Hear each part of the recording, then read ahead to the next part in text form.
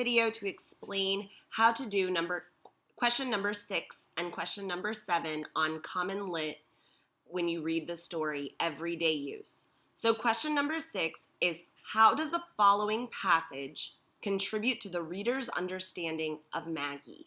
All right, so we're going to break that question down first. So the following passage, we haven't read it yet, but we know it's the quote that's below that. And contribute. So contribute means add. So how does that quote below add to the reader's understanding? So us, we are the reader, what we've learned about Maggie. So I'm going to restate that question one more time. How does the following quote add to the reader's knowledge, what we know about Maggie? So, and the quote is Aunt Dee's first husband, and we need to think about Aunt Dee. Aunt Dee isn't the sister. That's who the sister is named after.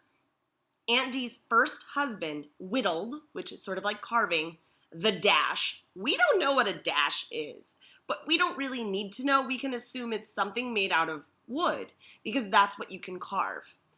And said Maggie so low. So how did she speak? So low that you almost couldn't hear her. His name was Henry, but they called him Stash. Okay, so you will ask yourself, which sister is Maggie? We have 2 sisters in the story. Who is Aunt Dee? We know it's not the sister, it's someone else. What is Maggie talking about? Okay, so she's talking about a dash, an item, but who did this item belong to? Why do they have it? How is she talking? Said Maggie so low. What does that say about her personality? Is she really confident and amazing? Or is she, shy and reserved? And then, so what does this passage say about Maggie? We already know that, she speaks kind of low, but why does it matter that she's talking about Aunt Dee's first husband? And then you're going to use race to answer it. Okay, question number 7 is similar.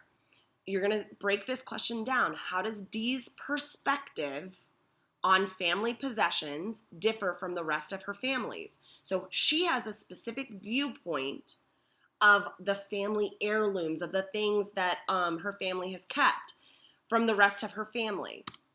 So ask yourself, who is Dee? Which sister is that? I know there are a lot of characters to keep track of, but who is Dee? What possessions are they talking about? Okay? The story brings up a few. Who is the rest of her family? So far, there are 4 characters in this story that are actually present and in the story. So we have Dee and her sister Maggie and the narrator, who's their mother, okay, and then the other dude.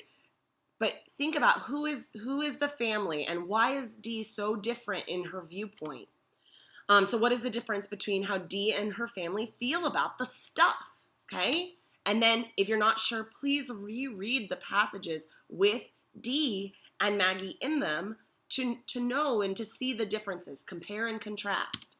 And then please use race to answer it. As always with ERQs, questions like these that want you to cite evidence, use race to answer it to get full credit. All right, hopefully that helps. You can always go back through this video to try and help you understand how to do these things.